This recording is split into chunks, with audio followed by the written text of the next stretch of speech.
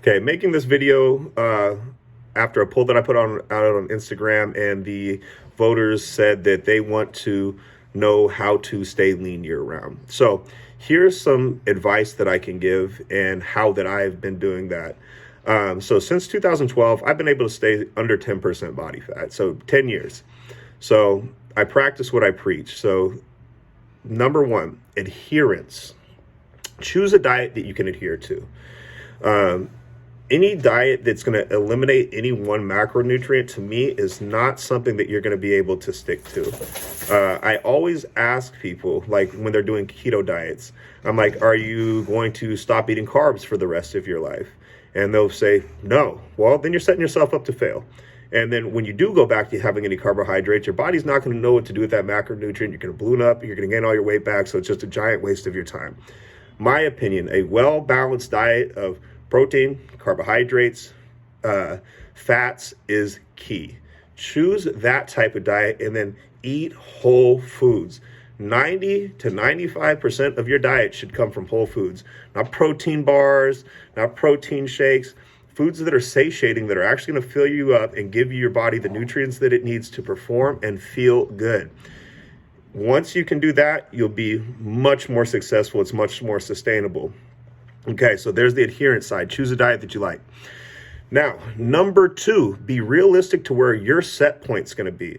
I graduated high school at 157 pounds, eating pretty much what I wanted, when I wanted, was always very lean. I wasn't skinny fat. I was lean. I was shredded.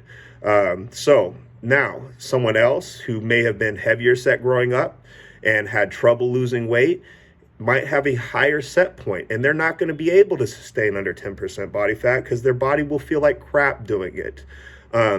So the markers to look at when you're doing this type of dieting and being realistic to where your set point is, if your sex drive is off, if your sleep is off, if your gym performance is off, then you probably can't sustain that body fat percentage. It's not realistic. Now, I might be able to maintain 8 to 10% body fat all year, no problem, because my body's used to being lean. That's what it is supposed to be like. If I didn't touch any weights, if I didn't diet, I would be lean, just like how my dad is. Now, your set point, if you were heavier growing up, might be 12 to 15%. And that might be the range that you're going to feel good in, and that might be sustainable for you. Be realistic with where your set point is. Okay, number three. This is something that I've been doing here for the past year or so, and it's really helped, which is, carb fasting. Now, I like to take in my carbohydrates, one, at times that I need them, and two, at times that I have the biggest cravings to where I want to cheat on my diet. I work 12-hour days. I have no urge whatsoever to cheat on my diet when I'm working here at the gym training clients. I mean, there's no way to. I bring my food in a bag. I can't leave from here. I can't grab snacks. There's nothing around me. Therefore, if it's a non-training day, say, I'll do my cardio in the morning, and then I won't have any carbohydrates in my meals until later in the day when I start to have my cravings. More around dinner time here is when I'll have 70% of my carbohydrates. Because when I get home and I sit down and I'm with my family and I can actually enjoy a meal, I want to have a big meal. That's when I want to cheat on my diet. That's when I want to reach for snacks and eat a bunch of garbage and whatnot. But if I have a bunch of food as far as carbohydrates to eat with that meal, I'll be satiated. I won't have the urge to cheat near as much. There's no point in doing so. Now, if it's a training day, I typically train in the morning. So having the big carb meal the night before, and then waking up and having a big carb meal at breakfast, that helps me. My glycogen stores are where they need to be. I'm able to perform in the gym, and then I have another big carb meal after my workout. And then say meals 3, 4, and 5 will just be protein, fats, and vegetables. And then I'll wait until nighttime when I have my biggest cravings, and I'll have the rest of my carbohydrates.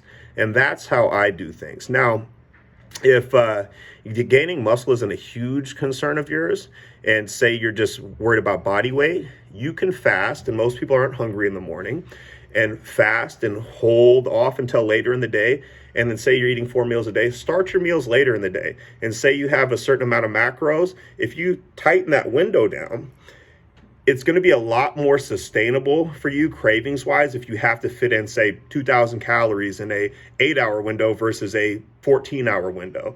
The food will seem like it's much more satiating because you're eating more in a shorter time gap. So that is huge too.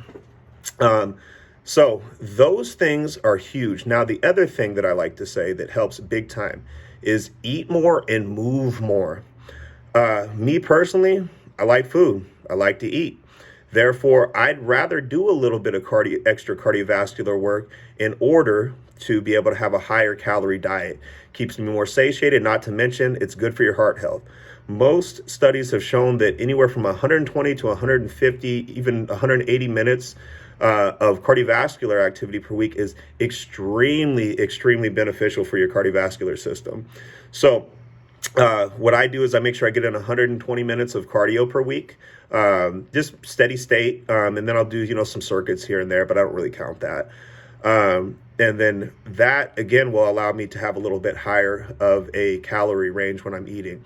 Because trust me, if you're able to move a little bit more and eat a little bit more, you're going to feel a lot better than if you're just a couch potato and then you have to starve yourself on this, very low calorie diet because you're sedentary.